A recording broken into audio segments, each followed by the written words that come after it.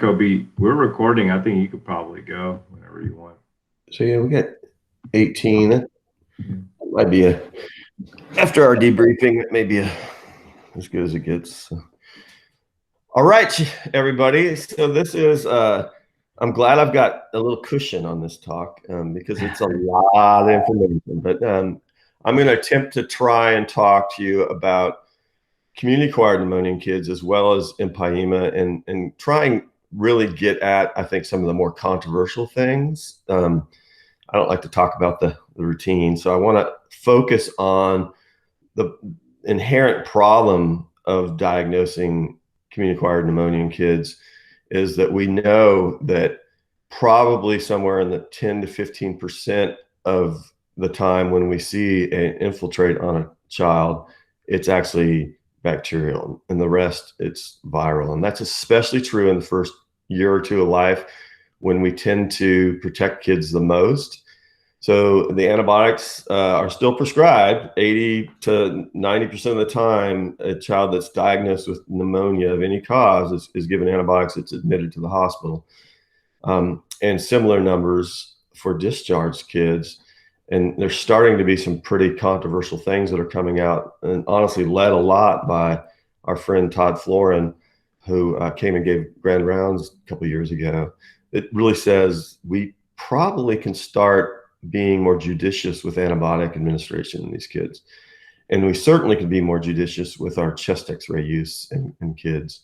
And so I'm going to hit on some controversial stuff, stuff I really think that you can feel safe about changes in practice if you are someone that likes to x-ray on everybody, and some of the downside of getting these x-rays. There's starting to be studies that say that it really does lead to increased costs, unnecessary exposure to antibiotics, and so forth. So we're going to go through the background. We're going to go talk a lot about what's still embedded into textbooks and up to date and review articles, and the IDSA guidelines is often, 15, 20-year-old information that maybe has changed because of vaccines or diagnostics and things like that. A lot of focus on etiologic agents and focus a lot on the things that help you predict those things, if there are any, which one is bacterial, which one is viral, which one is atypicals, and so forth.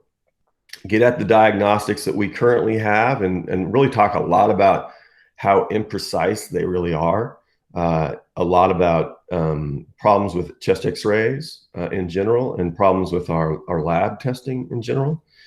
And then get into quick things in terms of management and touching on the IDSA guidelines as we go.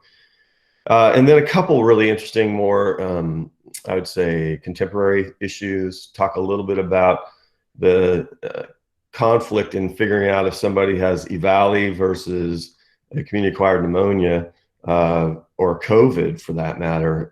And what are some of the tips on x-rays and CTs that might help you figure out which one, because it's a very different treatment. Obviously, if you have a EVALI, we tend to throw steroids at them. If it's COVID, we may do IVIG. So there's a very different approach to these kids.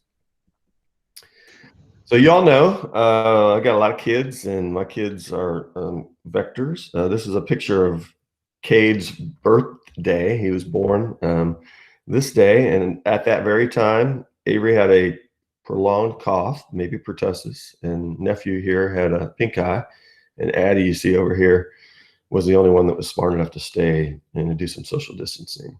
We have had many pneumonias, and actually one of my x-rays in this talk will be a round pneumonia that Avery had on her first birthday. So here's what we're going to cover.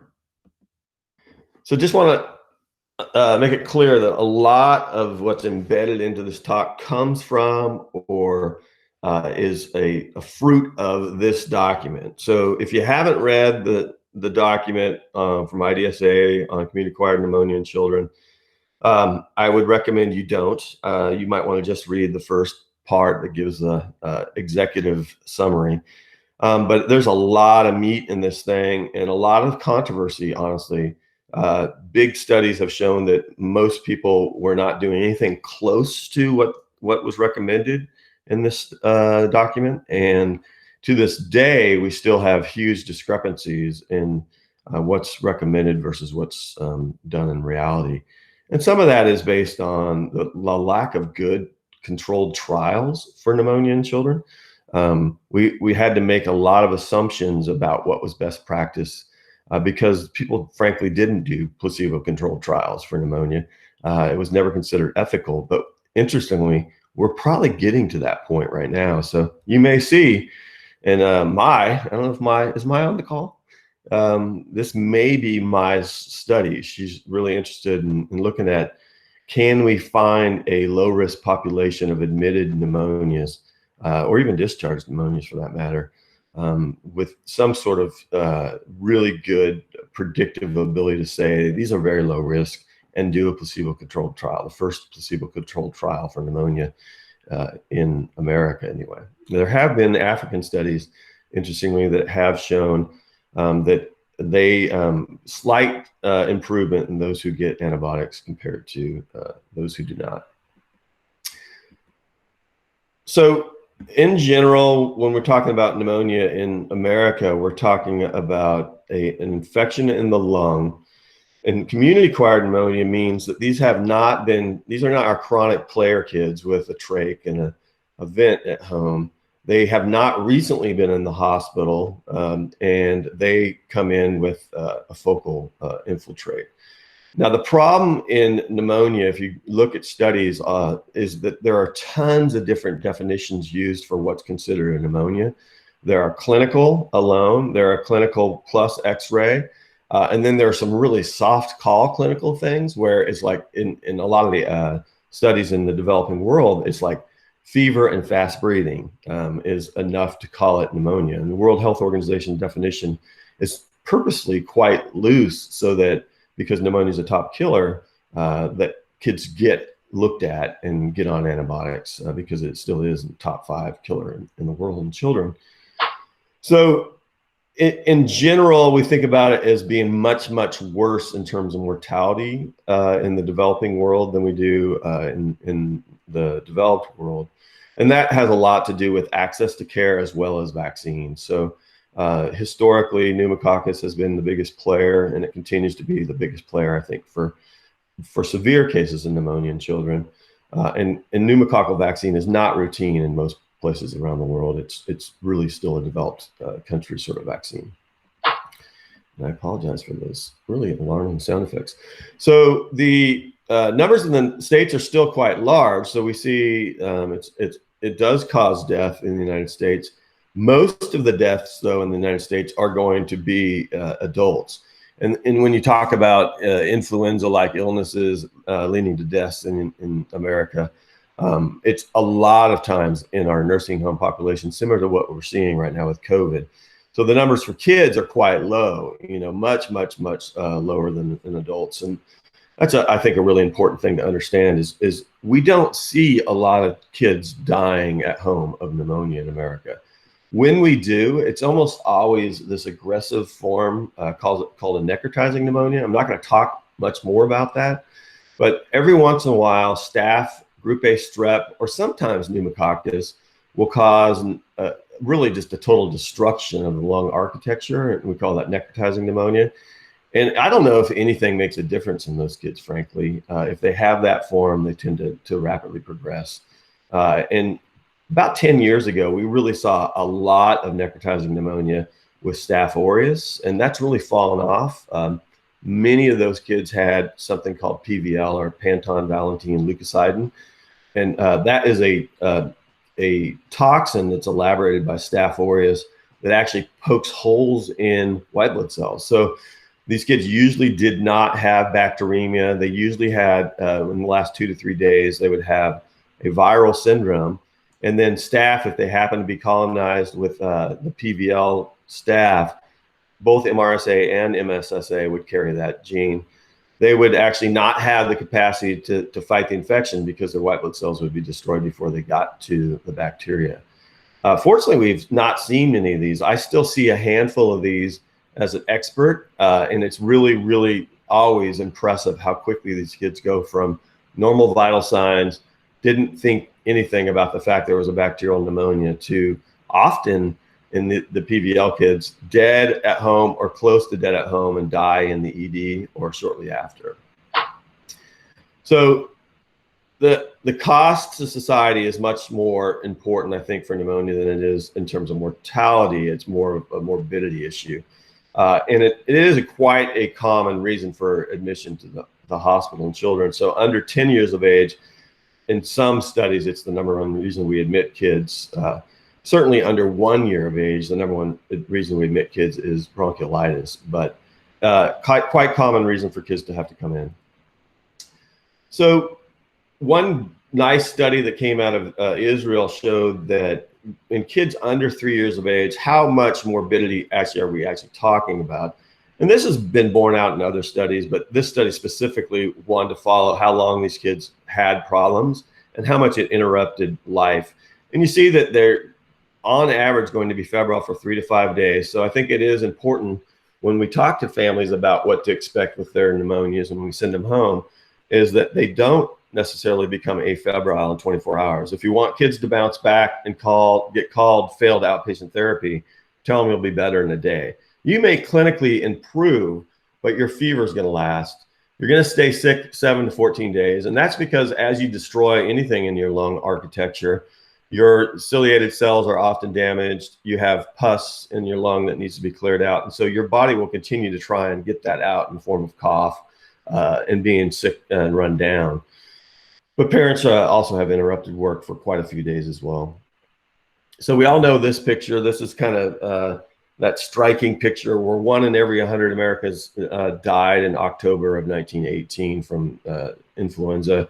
The thing that was so shocking, I think, about it was healthy adults that were dying. We really don't know well how many of these were actually super infections versus primary viral pneumonitis, but we do think a lot of it was primary viral infection. And this is kind of a shocking picture when you actually look at what we just went through and in the buildings. It almost looks like the same building was used.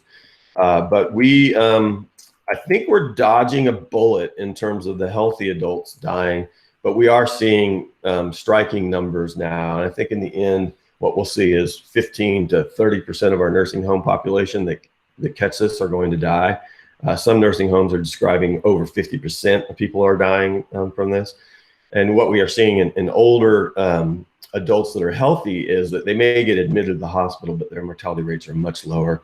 And then you and I, in our kids, the rates of mortality are going to probably be at the level of a typical flu season when we see things in terms of serology studies saying how many of us actually got sick. So big concepts for today, I want to talk about the age-dependent nature of community-acquired pneumonia. Really, really typical thing in pediatrics, but even probably more so for pneumonia. We have bugs that we never see again in neonates, and then we see things that just don't show up until older ages. And then talk about the big picture is probably this is actually underestimating viruses, but somewhere in the think about 2-to-1 ratio of viruses to bacteria.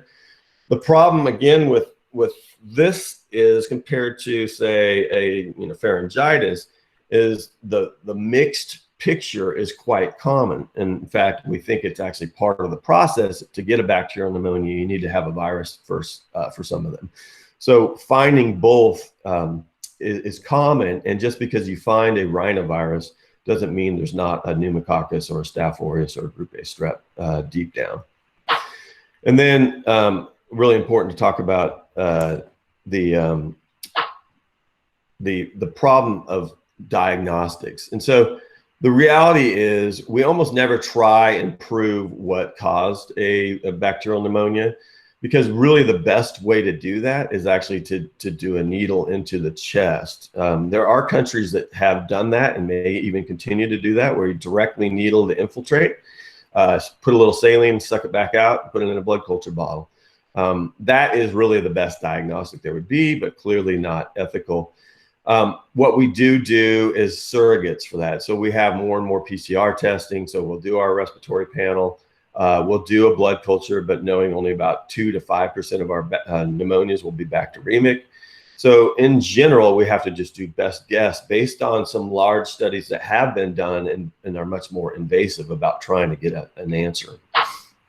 And then there's important to differentiate between a hospital acquired or a VAP, ventilator acquired pneumonia. So these are very, very different beasts. I really don't think they really belong in an EM lecture, but just to understand that the big difference between hospital-acquired pneumonias and VAPs and community-acquired pneumonias is the pathogens and the host. And so in general, these are worse hosts, and these are often gram-negative or polymicrobial infections. And I still have spent a lot of my time on ID trying to differentiate, is this even a pneumonia in the first place, or is this just the kid's normal progression of disease? What do I make of a tracheal aspirate culture in these kids? And the answer is we don't have a lot to guide us, but we do tend to use very broad spectrum antibiotics in these kids as opposed to very narrow spectrum antibiotics for community-acquired pneumonia. So viral pathogens, again, if you're going to find anything, you're going to find a viral pathogen. But you guys all know that we have a real problem with what to make of our PCRs. So you all heard me say that about 40% of healthy walking around kids will have a positive rhino intro on a PCR in their nose. So what does that mean when you find that in a child with a pneumonia? Not much, right? So I don't really think a whole lot about some of these pathogens, but others I say, yeah, that's probably playing a role. So in general, when we find RSV, we don't think of that as a colonizer, and RSV is the #1 cause of pneumonia, we think, in children, and it's almost all in the first 2 years of life that it occurs. And then flu is a big player, and so flu is obviously causes primary viral pneumonia as well as a secondary, a common trigger of secondary pneumonias. There are certain years where flu seems to set things up better for bacterial pneumonias, and we'll see a lot of like H1N1. If anyone that was around then, remember that we suddenly had to use anti-staphylococcal coverage for community-acquired pneumonia for a year or two because we were seeing very high rates of Staph aureus pneumonia when it showed up in about a decade ago. And then adenovirus is a big cause of pneumonia, and we get this viral pneumonitis. So you'll get a kid, an older kid with bilateral pneumonia, bilateral crackles, don't look that sick, lungs sound pretty crappy. There may be croup going around the house. The kid may have pink eye at the same time. They have 105 fever. Adeno does have a lot of different adenovirus strains that cause pneumonia. A couple of them are actually deadly. So every once in a while, you'll hear about an outbreak of an adenovirus 33. Other numbers have been out there that will actually cause almost like the flu-like picture where you'll get ARDS with it. That has also, interestingly, adenovirus has a predilection for causing BOOP, so the bronchiolitis obliterans that occurs. And so if you had an adenovirus 2 months ago and you've got this dwindling respiratory status kid, usually a toddler or younger, they can go on to have this autoimmune sort of destruction of their lung where they're laying down scar tissue in their lung and slowly getting worse and worse lung function. And you have to think about adenovirus triggering that. Why that's important is we treat those very aggressively with steroids at high doses to try and get their lungs to stop laying down all the scar tissue. Rhinovirus we talked about. I don't know what to make of a rhinovirus on a PCR and a pneumonia. I think it does get in the lungs. I do think it's a player, but I also know that, you know, a good third of the population has it at any given time. And then paraflu can get into the lungs. I will tell you, you'll have a hard time ever finding a fatal case of paraflu without a superinfection. So your croupy kids can get a little pneumonitis with paraflu, but in general, it's a fairly mild pneumonia. And then last, there are kind of the interesting things like human metapneumo and all the exotic stuff we talk about. So we are obviously in the middle of this right now, and I'll talk a little bit about COVID presentation in kids, but as you know, it's really not been much of a pediatric illness. So to date, I think we only have 1 or 2 symptomatic kids admitted with COVID at Dell Children's. We've had actually way more kids that are asymptomatic that are found with our universal screening. So it's really not causing a lot of pneumonia in children, and we're not seeing super infections with it. What we are seeing is the MISC picture, and that is not a pneumonia picture typically. Those kids act, as you know, like a weird Kawasaki's versus just some viral sepsis picture. So this study, to me, is what's changed everything. This is the EPIC study. CDC funded this massive study of pneumonia in inpatients. You had to have a chest X-ray positive infiltrate with admission to get in this study. And it was multiple sites. And they did a really aggressive workup looking for etiology. And what they found essentially is way more often than they thought they were finding a viral etiology. And so you see the big players here. Interestingly enough, the rhino number is exact number that's been quoted in Walking Around Healthy Kids. So were any of those actually a trigger, or were they actually helping with a mixed infection? I don't know. I still don't know. But the other things, when you get them back, when you get RSV, adeno, human metapneumo, paraflu, those things we tend to think of as actually more of a real player in pneumonia. And one of the other things I think that's real important in our respiratory panel is mycoplasma is in there. But y'all have to remember that we don't really know that much about mycoplasma in terms of severity in kids.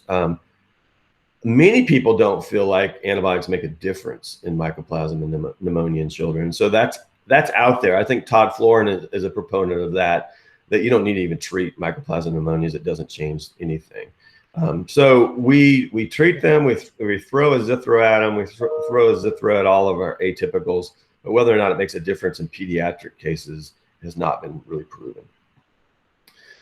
So the other thing from the CDC EPIC study was that they looked pretty hard for a typical organism, so your pneumococcus and so forth. And what they found was very, very low rates of bacterial pneumonias were found from typical organisms. And I'll talk about typical versus atypical in a second. But when they did find something by either a blood PCR or a blood culture, what they found was pneumococcus, and then way less than 1% of these other organisms were identified. So the numbers we're talking about when we crunch things is when you add atypicals and typicals in general for all age in the EPIC study, they saw up to 15% in some populations had a bacterial cause for the pneumonia or a possible bacterial cause. And that meaning 85, but in under 1 year of age, it was more like 96% had a viral cause or no cause found. And so that's really, really important when you think about who's safe not to get antibiotics. And we'll talk a lot about that in a second. So what are typical bacteria? They're the common players that were just mentioned. So in general, the things that are going to make a child sick are going to be most often still pneumococcus. And this is true even after Prevnar and Prevnar 13. So the numbers after Prevnar of pneumonias did fall, but they didn't really fall like we saw in terms of occult bacteremia, where we saw a 90+% drop. So what we have seen is just a straggler percentage, 2 to 3% of kids will have a positive blood culture with a pneumonia that gets admitted to the hospital. And then probably, and there's been some separate individual site studies that have looked at Staph aureus as a cause of community-acquired pneumonia. And in general, it's less than 1%, but up to 1%. And so how you figure out who that kid is really, really important, because your empiric antibiotics are not going to cover that kid. And in general, I would say these kids are not subtle. So your group A strep and your Staph aureus pneumonia kids are really, really quite ill. These are your necrotizing pneumonias quite often. They often have pleural involvement at presentation or shortly thereafter. And so when we see these kids, it's not uncommon that you'll have a really bad looking X-ray in a bad looking kid that may be septic on presentation.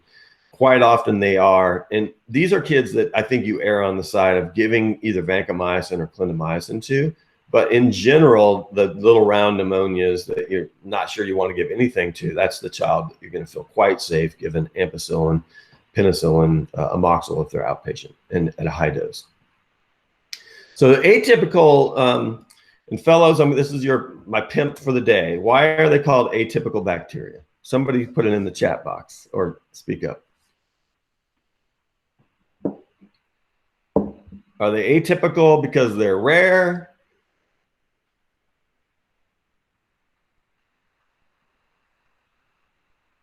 Nobody? Bueller? So they are atypical because they don't have a cell wall. So all these bugs don't have a cell wall. And so you think about your antibiotics and how they work. A lot of them work on a cell wall, right? So that's why they're atypical. And they look like this on the plate. They have these kind of really smooth looking colonies. So they're atypical because no cell wall. That means we have to use different class of antibiotics that work on different things. So we tend to use things that work on the ribosomes. So Mycoplasma is the biggest player. Mycoplasma is kind of a joke bug in the ID world. It's like, I don't know if it's real. It's almost the rhinovirus of the atypicals, you know, because some people probably are truly colonized and not sick with it when we find it in their RPP. And then you got the new name, chlamydia pneumonia. So changed name from chlamydia to that. And then Legionella does occur in kids. So we will occasionally get, and I've seen some outbreaks of kids that were at a camp and they were in a spa room all together doing a morning report, and they all got sick within hours of each other driving home from a camp. So you will see outbreaks of this. Tends to be associated with dirty water in industrial sort of situations. So a lot of big air conditioning units and things like that. So I'm going to talk about some of the old stuff that's still embedded into our decision making. So really a lot of pre-Prevnar era stuff still talked about in textbooks. Not as big of an issue, I mean, because pneumococcus still is the main player when we think about who's getting sick with this. In general, when anything before about 2005, the diagnostics were not great. So we didn't have big respiratory panel PCRs. We didn't have very good PCRs at all for specific organisms for pneumonia. And then we also had the problem with what does it mean when you have a positive PCR in the blood for pneumococcus? Does that mean it's actually causing anything, or is that colonized or not? So that's a big problem with blood PCRs in general. Does that reflect a true infection or not? The big picture, and I hinted at this, but it's even more important to understand that viruses are the biggest players by far in kids under 2. And so this was a study by Juven et al. That looked at pretty primitive diagnostics, and you'll see in highlights that as kids get older, you switch to more bacterial, and you still see the predominance, up till school age of the time it's going to be viral in nature. And then McCracken out of Dallas did a similar study, but a little bit more specific in the organisms. And what they saw was that you see predominantly pneumococcus in the youngest population. By the time you get to school age, you start to see that your atypicals actually, when you add them together, may surpass pneumococcus. And this kind of is what led to people saying around school age, and this is still in the IDSA guidelines, you might consider adding, if you suspect an atypical organism, atypical coverage. So does it matter? There's still not great studies to say it does matter if you add azithro or something to children with a pneumonia, but that's out there.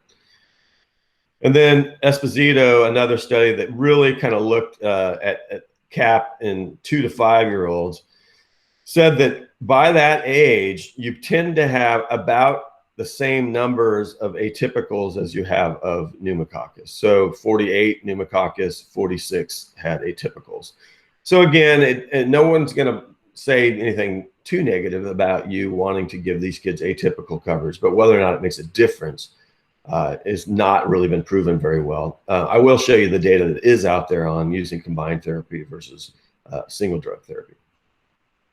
And then for hospitalized pneumonia, this was a pretty good study done about now 20 years ago in Dallas that really looked excluding bronchiolitis and anyone with a bad host sort of issue. You had to have fever and clinical signs and an infiltrate. These kids with hospitalized pneumonia, you start to pick out more of the bacterial infections in general. So they did a pretty extensive workup, and what they found was when you combine bacterial and bacterial with viral, you start to get into the hospitalized population, which kind of hope would be the case, that most of the time it is going to be a bacterial infection or a mixed bacterial viral infection. So it makes you feel a little bit better about the fact we're admitting most of these kids on antibiotics. There's data now in the last 10 years, between 2008 and 2018, that there has been, since the guidelines have come out, a drop in admitting on antibiotics, which is good. It's still in the 80% range though. So it's not, so 80% of community-acquired pneumonia that's admitted on antibiotics is still getting antibiotics. So how do you figure out who not to give antibiotics to? That's a tough one. So a little more data on hospitalized, just to show you that, again, you start to see decent numbers of atypical organisms in hospitalized populations as well. So if you add the percentages in hospitalized, you get about 25% of the time in atypical, and most of the time you're finding pneumococcus, if you find anything. And one more time, just to see from another different study, what you see over time is clearly increasing bacterial, decreasing viral as kids get older. So with that kind of blurry picture of, wow, a lot of these are viral, I don't want to give antibiotics to viral kids, what are the predictors and the screening tools that you can start to use and that have been proven to actually help you discriminate? And I'm going to be, honest and say they're not great. It's really unfortunate. It is, to me, one of the blurriest things we have to deal with. So clinically, we got the classic things, and these are the things that have really borne out over time that really a lot of times you'll find these in children as predictors. So I'll talk a little bit about how each of these have shown up in individual studies and in a meta-analysis. But essentially, I'm of the belief that unless you're toxic appearing, you should have a fever with your pneumonia. And that's been borne out, I think, in a lot of studies. So I have a very easy time not giving antibiotics to my afebrile patients. And that's both historically in the last 24 hours as well as in front of my eyes. Hypoxia, tachypnea, cough, chest pain, and crackles are all things that we've used. And I'll talk a little bit about the value of those in different studies. And then lab-wise, back in the day before Prevnar, when we got CBCs a lot, we would use a 20,000 threshold for a white blood count to say, you know what, that kid may have an occult pneumonia. So occult pneumonia for you youngins is a real thing. We didn't know what to make of it. So when we saw it, we treated it. Nobody knew, did we have to treat that? Does it make a difference if you don't? So 20,000 was the threshold before Prevnar. Since Prevnar, I did a study with one of our fellows at Texas Children's, and we felt like 25,000 white blood count was probably a better threshold because we've weeded out quite a few of the pneumococcus kids. And then really, I think importantly, to talk about CRP and procalcitonin. So procal is probably the most promised. CRP has been shown to be not a very good screening tool for pneumonia in children for some reason. It just doesn't work as well. You know me, I don't tend to check a lot of CRPs except for as bone and joint infections, just because it doesn't help me a lot. There are some studies in neonates and the step-by-step approach that it might augment white blood counts. But I tend not to do a lot, and certainly in pneumonia, I don't do a lot. I sometimes will do it when I want to stop antibiotics to see if there's a trending down CRP. But procal has some promise. I'm going to show you the data on that from a fairly recent study that included the EPIC study from the CDC. And then last, the radiographic decision-making we make. So in general, you know, there's still a preponderance of the time we get a chest x-ray. So how good are chest x-rays? And then we'll talk a little bit about bedside ultrasound and talk about some of the CT and ultrasound sort of indications. So the clinical characteristics for pure bacterial versus pure viral in this Michel, this was the Dallas study that was pretty good about looking for organisms. So this is excluding the mixed picture. What they found is there are some kind of trends that we talked about. You do see older kids for the atypicals, and you do see perhaps more focal consolidation for your typical versus your atypical.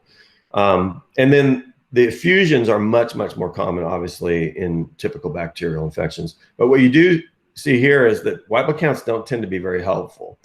So the differences are all shown in yellow that were statistically different in this study. And then in a study looking just at pneumococcal versus atypical to try and parse out in that age where we start to see equal numbers, this was the Esposito study, what they found is there's nothing that helps you to parse out. So again, if you're going to use, oh, that kid's wheezy, what they found in this study is wheeziness did not help predict atypical versus pneumococcal or Staph aureus or group-based strep. So unfortunate. One of the things we've been taught, honestly, is wheezing may lend itself towards mycoplasma and so forth. But they had nothing that helped them of all the things they looked at. As you can see, there was no difference between these groups. And then pneumococcal versus atypical lab-wise, there were some tendencies. So this holds true, I think, in my experience, is that you do tend to see higher white blood counts and CRPs in your kids with pneumococcal versus atypical. But there's enough crossover. You see the range here of 12,500 for atypicals versus 16,600 for typical pneumococcus. But you see the plus minus 5,000 where you start to get in the same range where really nobody is recommending use of those things to help you determine what antibiotic to give, which is unfortunate. What you also see in Esposito and the earlier studies is they didn't look at procalcitonin. So this study is a spin-off of the EPIC study where they still had enough serum frozen to go back and do procalcitonin. So it was after the fact study done by Stockman, just published in the last couple of years. And so they had 524 samples still remaining. Real importantly, what you see is that mean age for this population was the age that's almost always viral. So it's a problem, but they did find typical organisms. You see 54 kids had typical bacterial, atypical 82, and then only viral detected most of the time, 350 times, and nothing. Most of the time they actually found a bug, which is kind of interesting. That's certainly not our experience in real life, right?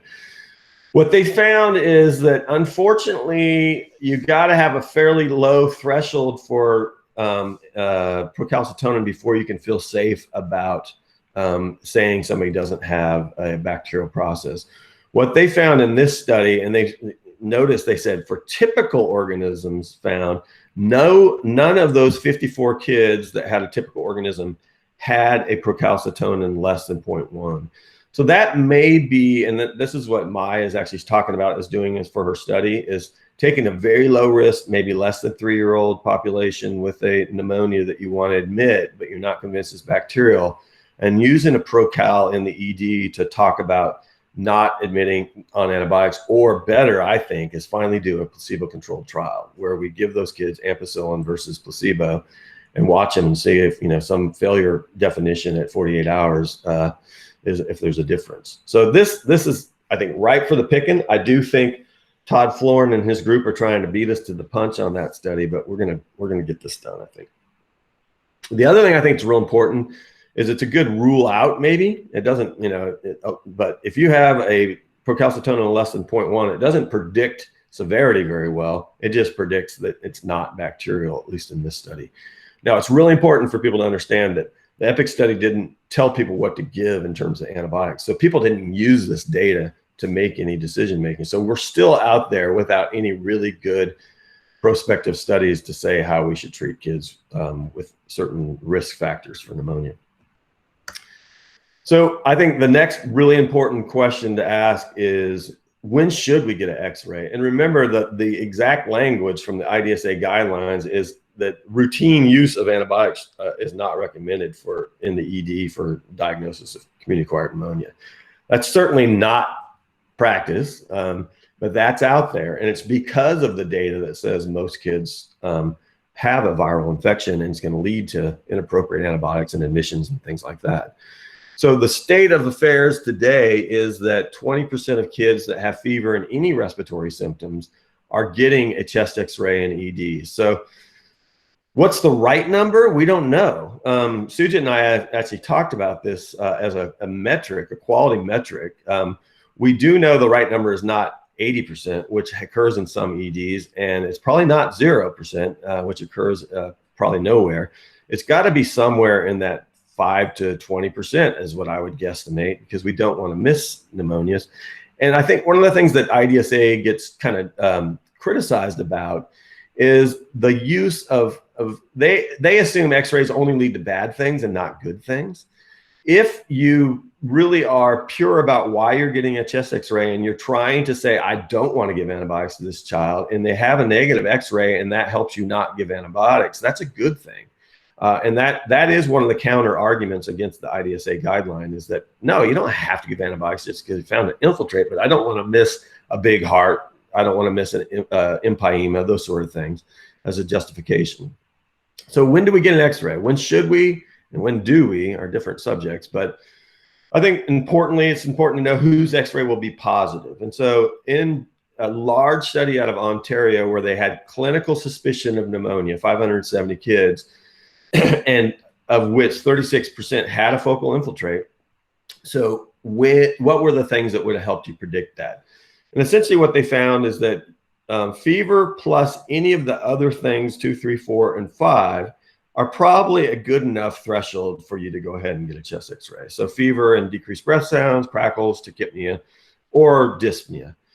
I would say that, dyspnea in general is probably a good reason to get an x-ray, just because you don't want to miss something perhaps non-infectious.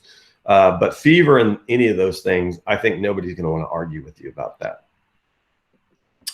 And then Newman, who's one of Florin's buddies and does a lot of the big studies about community-acquired pneumonia in children, looked at predictors as well. And what he found in this big study out of Boston was that the things with dark arrows are predictive of an infiltrate, so chest pain, focal crackles, fever greater than 72 hours, as well as fever in and of itself in triage, but greater than 72 hours is something you see us do all the time, where we say, that's day 1, 2, 3. I don't think we need to look for a pneumonia unless they're really in respiratory distress. And then hypoxia less than 92. Those were the ones that really bore out as the best predictors in this study out of Boston Children's. And then there's this nice review article that just got published in JAMA. And, JAMA does these really cool studies that they call, does this child have X? And they did one on pneumonia. And so the answer from a large review of the literature, only 8 of these studies were from North America. So 23 prospective cohort studies. Notice not 23 randomized controlled trials or even, antibiotic treatment studies. That these are all just cohort studies where they follow people. So we still don't know how effective antibiotics are from any of these. But the predictors that they found, they were actually kind of flabbergasted as, man, there's not a single reliable predictor. And if you kind of look at what are the best predictors, it's hypoxia and dyspnea. So again, it's hard to not want to x-ray hypoxic kids, and it's hard to not want to x-ray anybody that's in respiratory distress. What they did find is that fever is such a sloppy predictor as an individual predictor. And so many kids present with fever. It seems like during the winter, it's 80% of our kids that obviously, and that's never made it into any fever guidelines to routinely get a chest x-ray just because of fever. I do still see that in practice among a lot of kids that are transferred. Febrile neonate, they'll get a chest x-ray. But it's not a good predictor in and of itself for pneumonia. You should have something else. So do chest x-ray findings actually help with the etiology? You want to say, please, yes, they have to, right? But the reality is that hasn't been borne out in the literature. So in this study by Esposito, really what they found is that when you look at clean sort of, this patient had pneumococcus, this patient had atypical, this patient had a mixed picture, as you see way too much of the same sort of findings. So we were classically taught that bilateral hazy was viral, that focal consolidative was bacterial, atypical would be bilateral patchy or something like that. None of that has been borne out in the literature, unfortunately. And so there's way too much crossover, to the point where, again, you get back to how do you decide who to give azithromycin to in addition to your ampicillin? And I don't think there's a good answer for that, but I will show you the literature that's out there on it. So do chest x-rays actually hurt is a question that you have to be honest and ask, is do they lead to bad things in a population that's very low risk for bacterial pneumonia?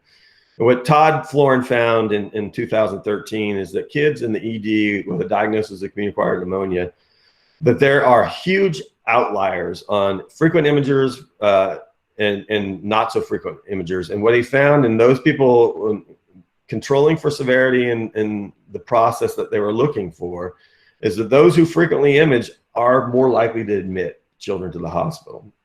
And, you know, there's all kinds of downside effects to inappropriate admission to the hospital, the simplest of which is cost, right? So the average hospitalization is in the $2,000 to $3,000 a day, which is enormous. And that's assuming they don't get sick enough to go to the ICU, but just the average, you got a floor bed is pushing $3,000. What they did find, though, is there was no difference in outcomes in terms of the actual respiratory process. What they had is expenses that didn't change anything in terms of the outcomes. And then another study looked at, do more chest x-rays lead to more antibiotics in France? And what they did find, especially, you know, in this population we know is very low risk, under 2 years of age with lower respiratory tract infection. So if you do a chest x-ray, you are 2 times more likely to get antibiotics. So again, most kids under 2 that you think might have crackles, in my opinion, you really don't necessarily want a chest x-ray unless they're in respiratory distress or something else, because it will lead to them getting antibiotics. Whether or not you give them antibiotics in the ED, it will lead to it upstairs. There was a study that said 100% of broncholytics admitted to an ICU got antibiotics back in the late 90s. And so we know that's not a bacterial infection, but just getting sick enough to get into the hospital and just doing things like x-rays does lead to care that may not be appropriate.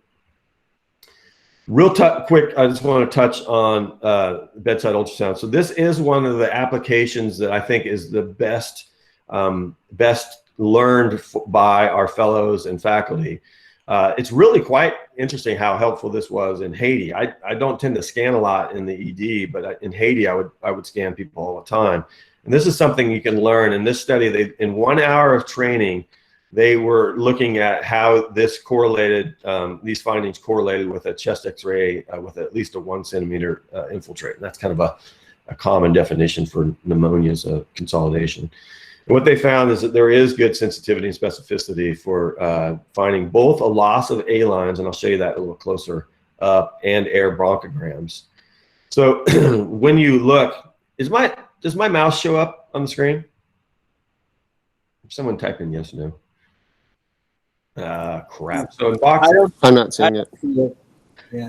If you all come to my house really quick, so essentially, in the box A, you got your kind of normal lung, and what you see on the sides of the box at the top is the ribs, and you get that rib shadow. It looks like black behind the ribs, and then you get the window that's looking into the lung, and where they have the line that says pleural line, that pleura reverberates in a normal healthy lung, and so you get what's called A lines, and you see A lines just kind of reverberate down. So that's kind of what you're looking for in a healthy lung.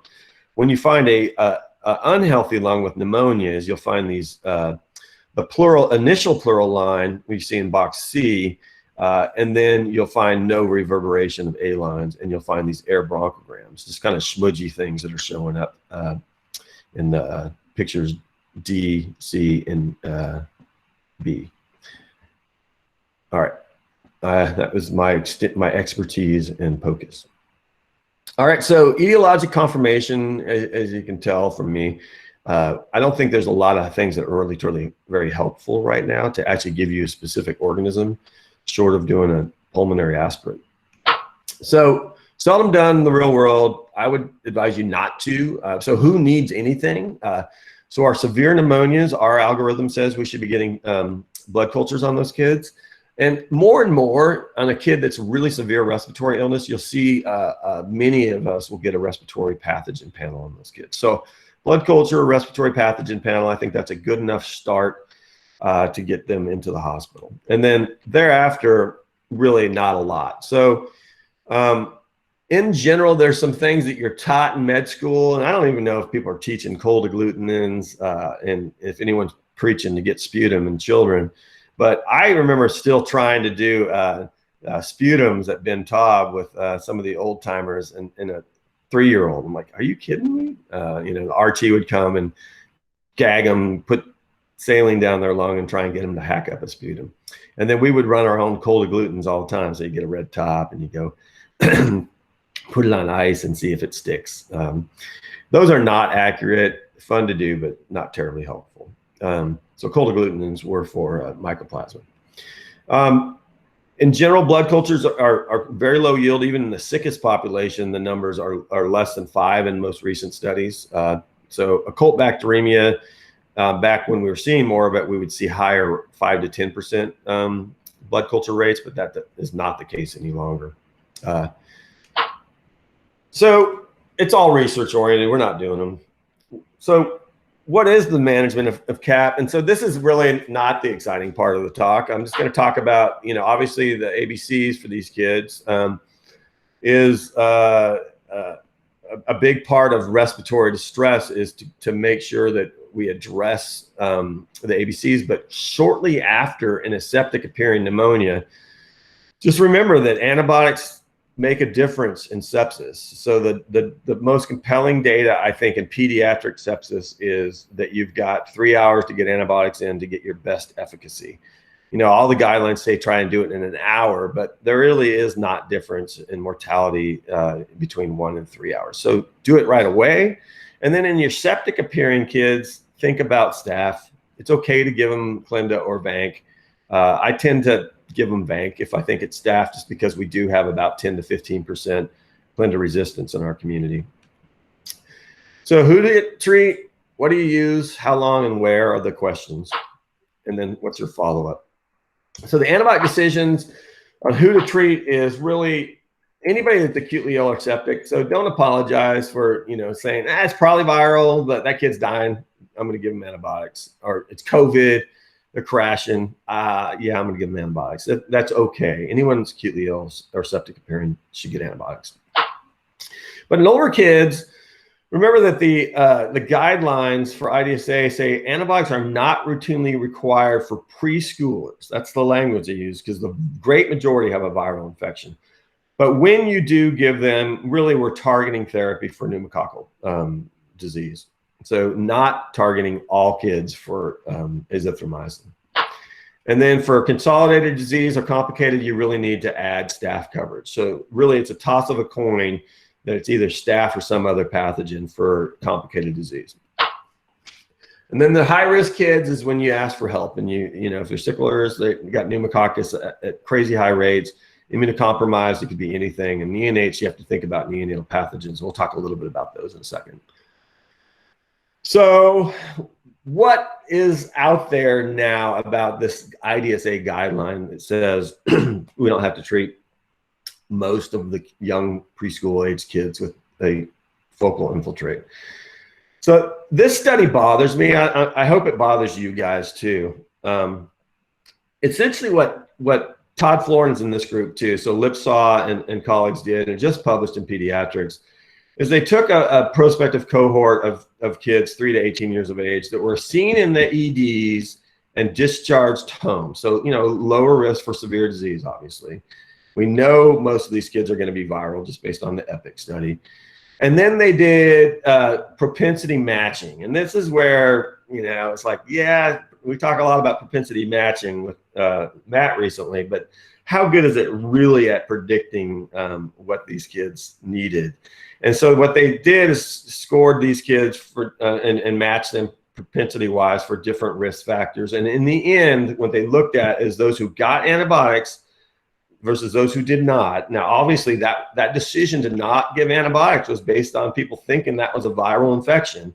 But when they tried to control for that, they found no difference in failure rates. So 8.8% had what they defined as failure, which was lots of different things. So kind of unscheduled visits, readmission, addition of antibiotics later on are kind of what's considered failure. So a small percentage of these kids went on to have that. So that's out there. But to me, that study does not answer in my mind, very well what a placebo-controlled trial would do. And they admit that. They say this may be the study that finally allows people to do an ethical study of placebo versus amoxil outpatient. So antibiotic decisions, this is straight from IDSA. Basically, amox is first line. Amoxiclav is considered a secondary option. And then cephalosporins are reserved for the more severe or unimmunized kids. Why unimmunized? Is because H-flu does not respond to amox alone. Augmentin works fine for H-flu, by the way. And then Clendar Vanc is really for those who have a suspicion of Staph aureus. So anyone that's life-threatening, big, bad empyemas, anyone that's got whiteout, to me, needs to be on staph coverage. And then macrolides, to me, the IDSA guidelines are almost not even helpful for who should be getting these. But you guys have now heard that really as you get into school age and preschool age kids, you are seeing equal numbers of those. But there are studies that say it doesn't seem to make a difference long term to give a child macrolides for their atypical pneumonia. And then antivirals, you know how I feel about Tamiflu. I do still give my admitted kids with flu Tamiflu, just because I know there are people that will say something bad about me if I don't in the court of law, as well as upstairs. And it still is the recommendation. But I do think the average child that has maybe some crackles and flu that we send home, that Tamiflu has no efficacy in anything. I'm not even convinced it helps the duration of illness. So, it's in the guidelines. So this is the one study that's really out there. It's an American study looking at do you need to use atypical coverage? So I think importantly, when they looked at it by organism recovered, what they found was there does seem to be a trend towards improvement if you add a macrolide. So those who got combination therapy, you see in the middle kind of area there, beta-lactam plus macrolide, you do see 100% cure rate. It's a very small number for atypicals and pneumococcus, not enough to really drive anything in the IDSA guideline. But this is a study that's out there. There are other studies that say that these kids recovered in the same time frame if you don't happen to give them atypical coverage. But this is the one study I think that gets quoted the most about maybe adding atypicals. And so I will now and then put a child that's 5, 6, 7 years of age that's got bilateral disease but doesn't look as sick as their x-ray. That's kind of my internal senses for mycoplasma. I might give that kid some atypical coverage. So IDSA guidelines, I'm not going to beat a dead horse, but what you need to know is it's stratified by the age, so less than 5, greater than 5, as well as by the severity. So who gets cephalosporins on admission, to me, is one of the hardest things. It's really what they talk about is the severe cases should get a cephalosporin, or the unimmunized should get a cephalosporin. So to me, again, that's the ICU players. So the kids that are sick enough that I'm sending them to the ICU, or equivalent of a step down unit or something like that, would be a child that I would be interested in getting cephalosporins and probably vancomycin if they're sick enough. I'm sending them to the unit.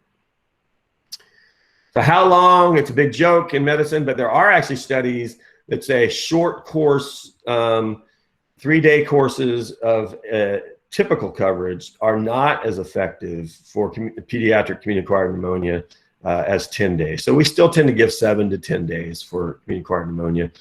And then for complicated disease, not our real decision, but these kids tend to get afebrile in the hospital and then switch over to complete 10 to 14 days after the fever's improved, much of which is finished orally after they leave the hospital.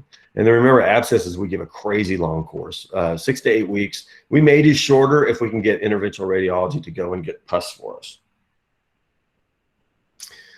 So the answer is we send most of these kids home, but the ones that get admitted, there's a much lower threshold for young infants.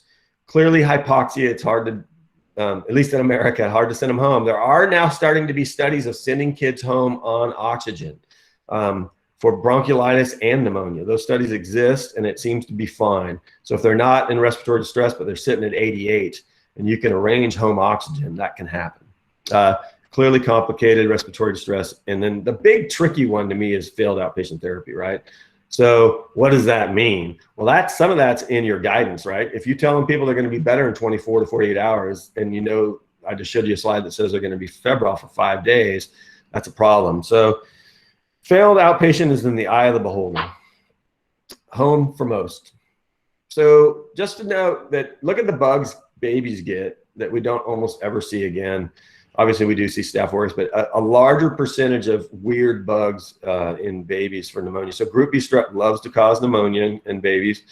Staph aureus picks on babies. Gram-negatives will show up in the lungs in babies. Pertussis is really, really bad only in young infants. So almost 100% of our deaths in America with pertussis are in children under 90 days of age. Very few kids after 90 days die. So that is why we have a low threshold for admitting those kids.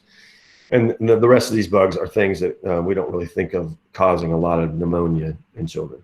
HSV is a horrible pneumonia in babies, and they're often born with it. So these kids will come out in respiratory distress, and they get in utero transmission, and it just burns their lungs up. Really quickly, just want to talk on EVALI versus COVID. So bad time to be vaping right now, right? So how do you differentiate between the two? Well, this is an interesting study, and Suji, you can comment on your demographics at CHOP, but 10 out of 11 kids at CHOP are not white, right? And they're certainly not white teenagers. That's not your population. So weird predisposition for Caucasian males who smoke weed and they're vaping weed.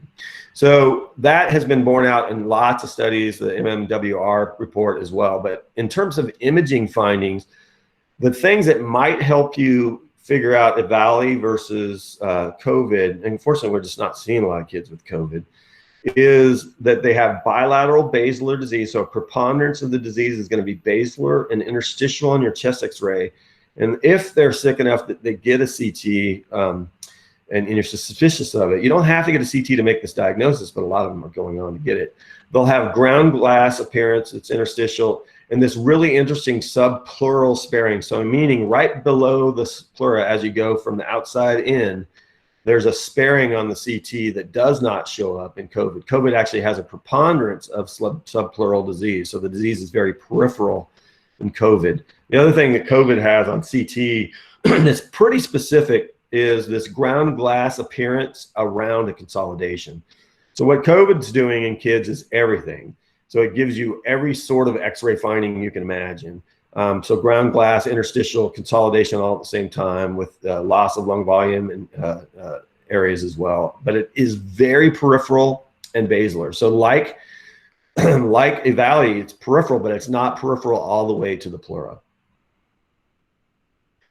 So really quickly on empyemas, just to understand the language is effusions are either transudates or exudates. Exudates, pus.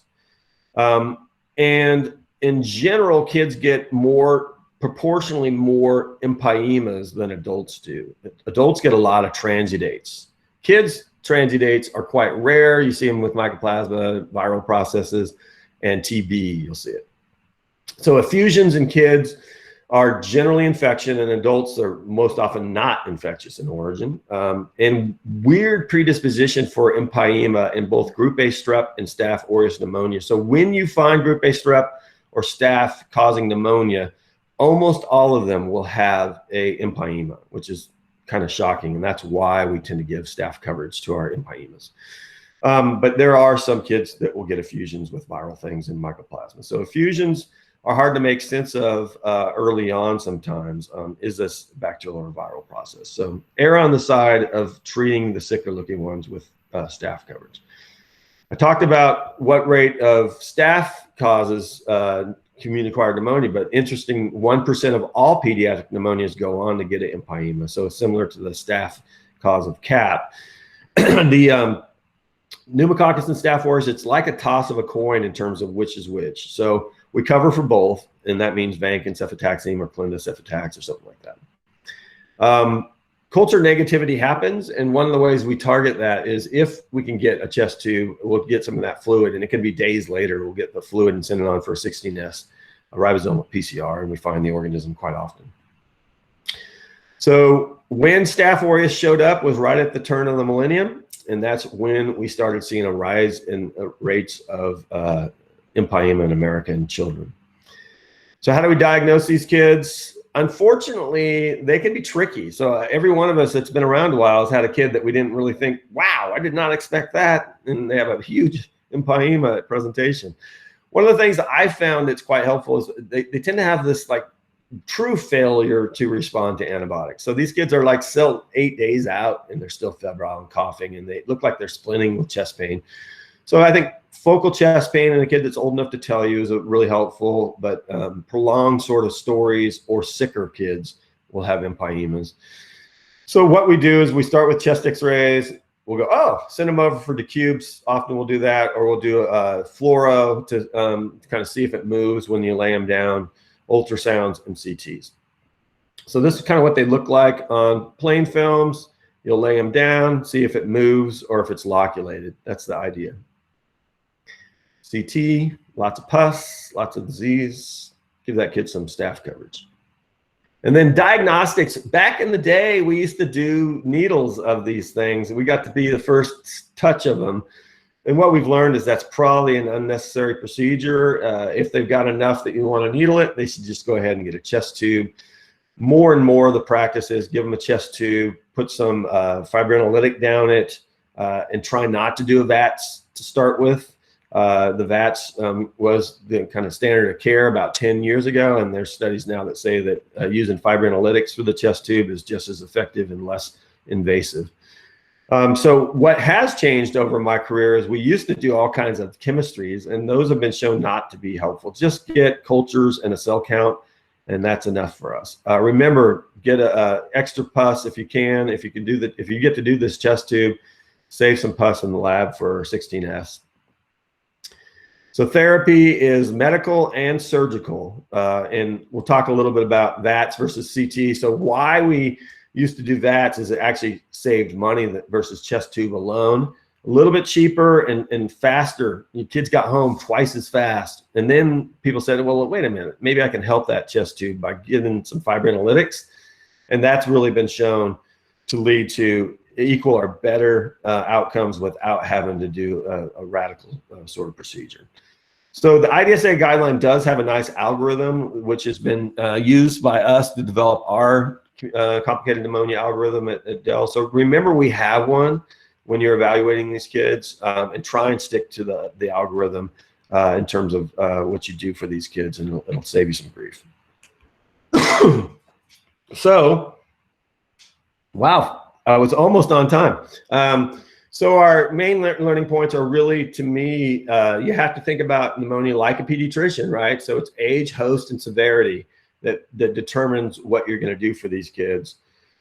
Chest x-rays are very problematic. They lead to problems. They're overused. They're not specific. I think that the answer is continue to do them, but be willing to say something's viral when it's likely to be viral. I think that's really what we should be doing. It's not a lot of radiation. It's not a lot of cost. It should give you comfort when they're negative, but when they're positive and you got a broncholytic, that doesn't mean you want to give them antibiotics. And so hopefully we'll have good studies that finally show that's the case. Narrow spectrum antibiotics, if anything's needed, and then most probably don't need antibiotics. How we're going to get to the point where that's practice is a different subject. And then don't vape during COVID season. Questions? Oh, it's Cade.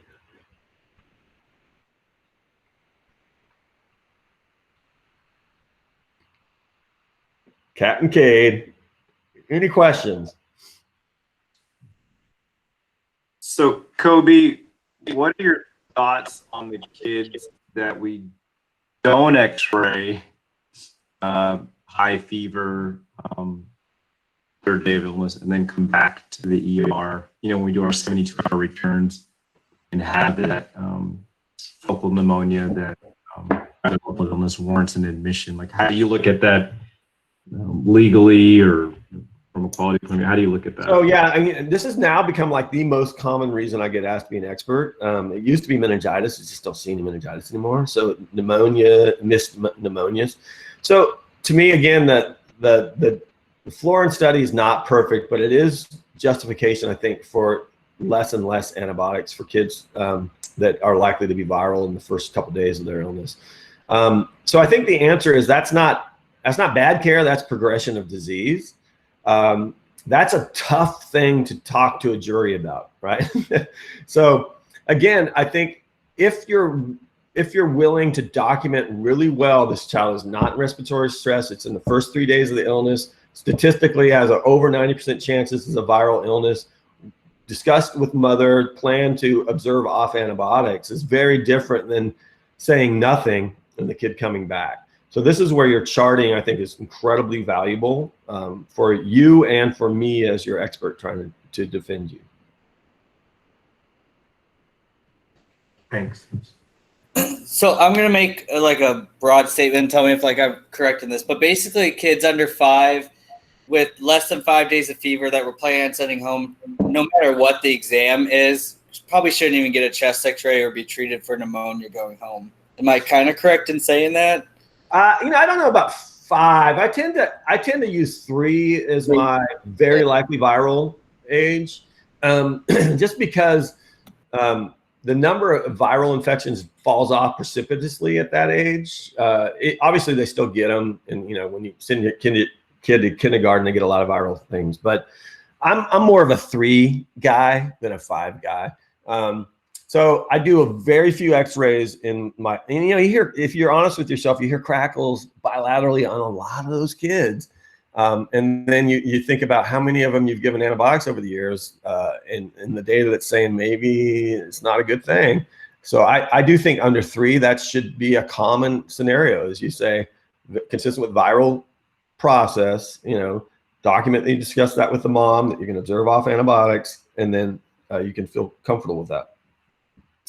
Now, I will say that if you get the X-ray, you have to be honest with yourself that it's way more likely than not going to lead you to give antibiotics if you find something. So that's why the guideline says both don't treat and don't get the X-rays, because they know human behavior.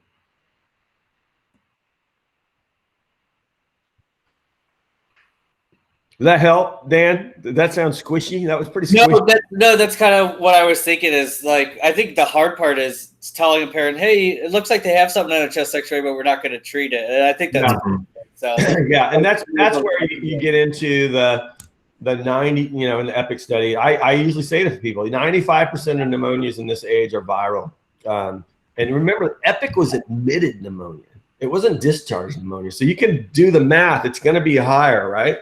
Yeah, I assume our admitted kids with, are more likely to be bacterial. So in the EPIC study, 95% of young children were viral. There was no bacterial. Now, is our bacterial workup perfect? No, but there is starting to be data that says you can observe those kids off antibiotics. At least, propensity scored data. Okay, cool. Perfect. All right. Thanks, you guys. So Sujit's going to really quickly go over some changes to the board test. They've reweighted things, and we're going to look back at our data over the years for the fellow site tests as well as board tests. So anyone that wants to stick, fellows, please stick on the call. Faculty, I think it's interesting. You'll want to see it. Why we did this is because we really feel like our curriculum should be embedded with our areas of weakness on these tests. And we should be purposeful about adding more questions and more real focused training on certain areas. So Sujit, I am going to turn this over to you. And actually, can we do this, guys? If I could have everyone hang up on this call, and then we're going to get right back on this link. This has to do with trying to record these videos and upload them onto YouTube.